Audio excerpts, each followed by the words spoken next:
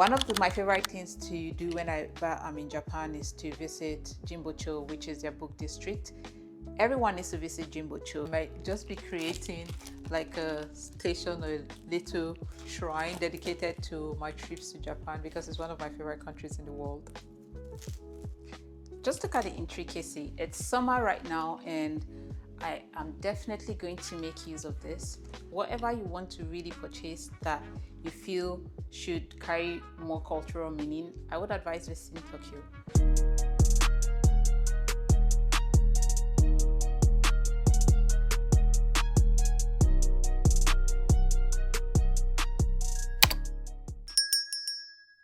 Hello and welcome back to my channel. If you're new here, don't forget to subscribe. Welcome to the first in a series of hauls that I'll be sharing with you all about items that I bought during my trip to Japan. I'm going to kick off with this gorgeous hand fan. Just look at the intricacy. It's summer right now and I am definitely going to make use of this. I also got it with a fan stand which you could place on a center table or a mantle and have this hanging as a decorative piece. But the technique and the wood used to make this is just beautiful. And I love the details. I got this while in Kyoto. And if you're looking for a way to get really good hand fans, I would recommend getting those in Kyoto. In today's haul, I'll be sharing ceramics that I bought, what cities that I bought them in. I'll also be sharing magazines that I bought and possibly delve into chocolates or snacks. But let's begin. One of the things that I really wanted to do during my trip to Japan was purchase items that I felt were unique to the country itself. I mean, you could get ceramics anywhere in the world, but I believe Japan has its uniqueness when it comes to making bowls and teapots. And some of those influences, of course, is spread across the region. But yeah, Japan is just one of my favorite countries to visit.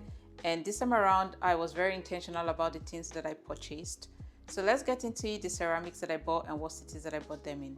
I'm going to kick off with the ceramics that I bought while I was visiting Tokyo. Most of the ceramics that I bought, I got in Asakusa.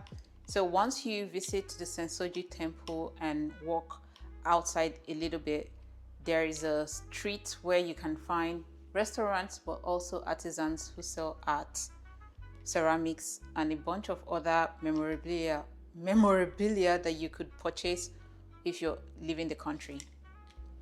I'm going to share with you the items that I got while at Asakusa, starting off with these rice bowls. I call them rice bowls because they're tiny. You could also use them for salad or use them to portion meals. This can also be used to put items when cooking, just so that you can have everything laid out. It can also be used as a decorative piece. There's so much potential with this plate, but I bought them particularly because of the color. You can see how it looks like. It almost feels like an ocean wave. The blue it feels like an ocean wave. I love how the blue shade transitions from darker blue to lighter blue, and then you have a base that has been darkened or made brown. And yeah, I intend to use this as a rice bowl, salad bowl, but also as a decorative piece because of how much ceramics that I bought while I was in Japan. I want to create a space in my apartment, and I'll show you all whenever I get to do that. I want to create a space in the apartment that is dedicated specifically to the ceramics that I bought, just as a conversation starter, but also to look at. I don't think that these pieces should be hidden from the public. I also got this spoon. I could use this as a matcha scooping spoon, use this as a spoon to scoop salt or sugar from a jar, and I thought it was cute. This I got for 500 yen. It's a tiny bit pricey, but again, the ceramic material makes it feel or look very beautiful as a decorative piece too. I believe most of the items that I bought at the Asakusa store, I spent roughly between $120 to $150. I did get this teapot from them. I love how tiny it is. I also love the pattern. I visited a tea shop in New York, a Chinese tea shop, and one of these clays was going for about $250, $500. I bought this for about $50. I love that it also has a sieve inside, and if you know me, I love my teas, and this is going to be very helpful when I want to lounge in, pick up a book, and just get zen. So I'm looking forward to using this to just be cute at home. I also love the feel. It's quite heavy. This is a really heavy kettle, but it's also beautiful. I love the details of this. And you can also see that there's like a Japanese inscription. Actually, this looks more like a Chinese script on it. And yeah, it's a very beautiful teapot. And another item that I bought was a cup. I wanted this to accompany the bowl. After purchasing this, I wanted to buy 2 of this, but this was already sold out, and so I just went away with 1 of it. It still works. Again, just a teacup. When I have visitors, I do have a couple of teapots, I do have a couple of teacups, and this is just an addition to that.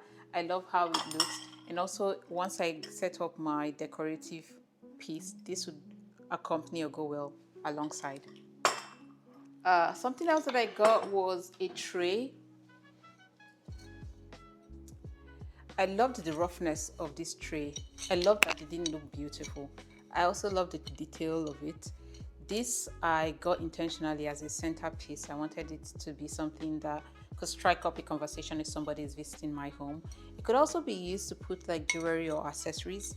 And yeah, I love the color, the two-tone nature of this. I love that most of the clay items have signatures.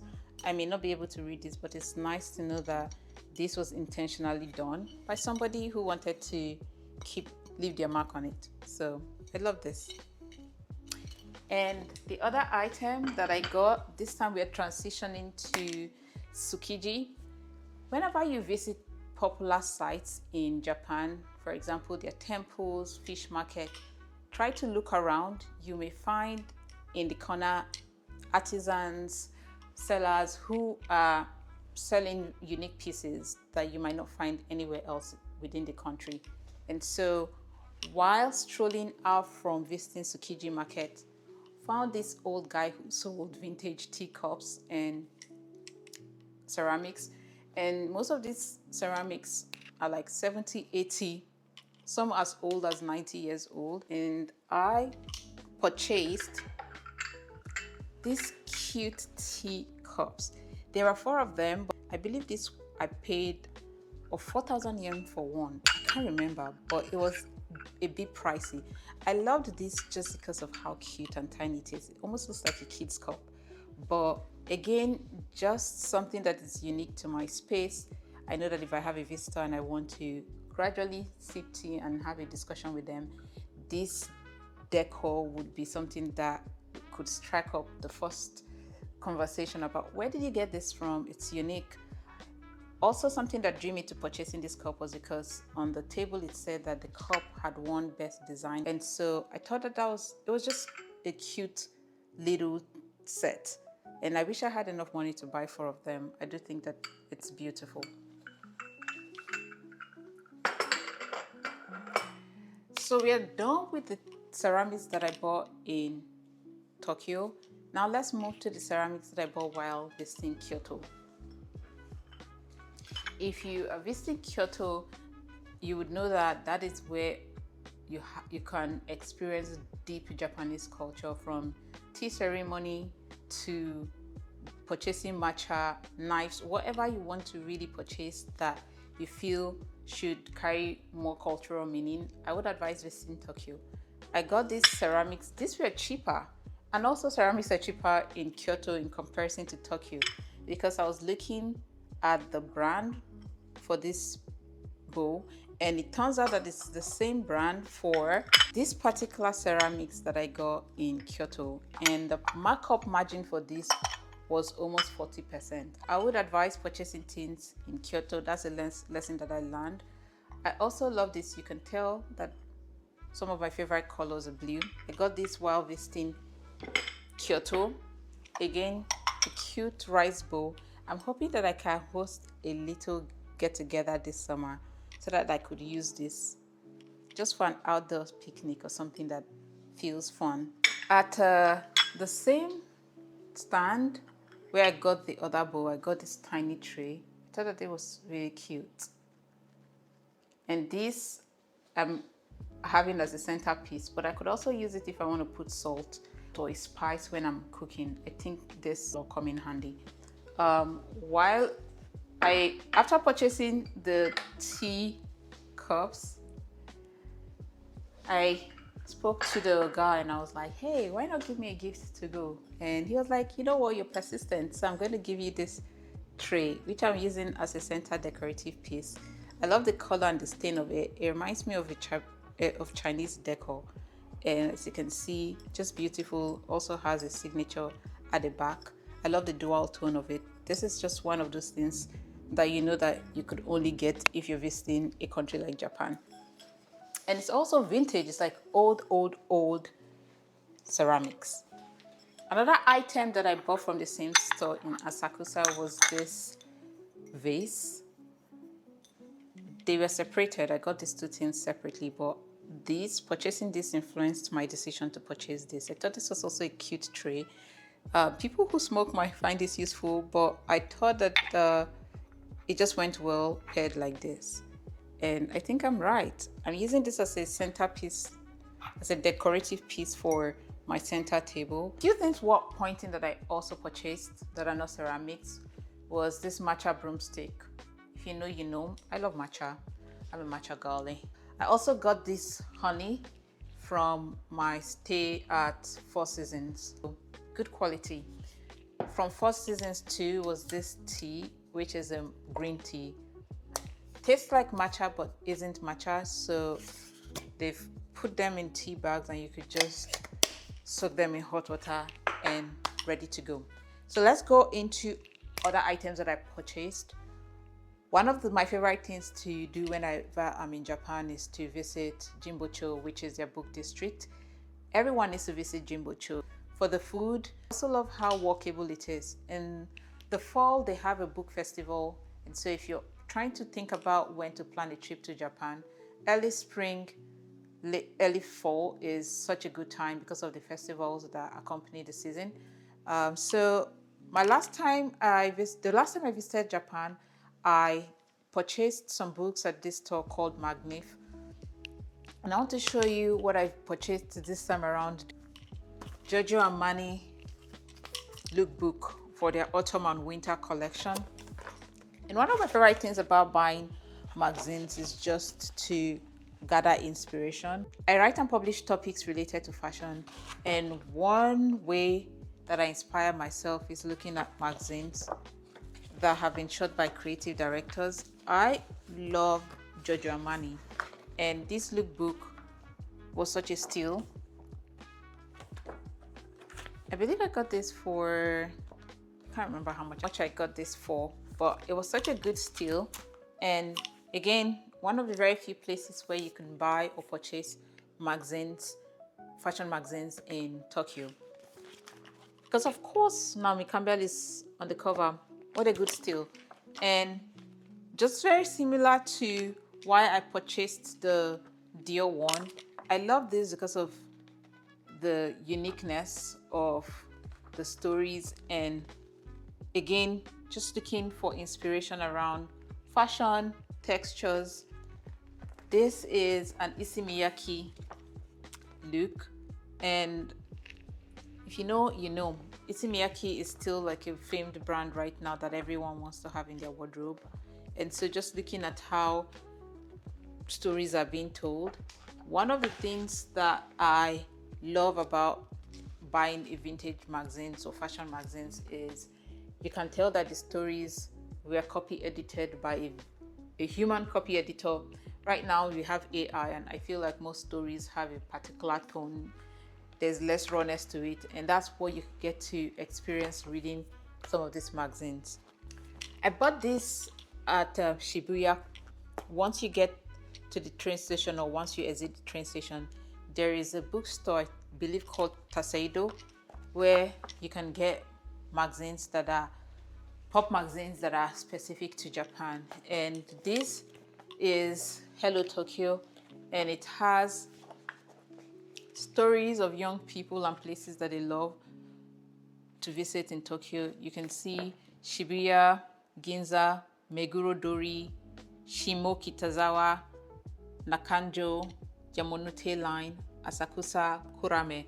And of course, those locations also hold a lot of cultural sites or cultural artifacts and monuments that visitors can see.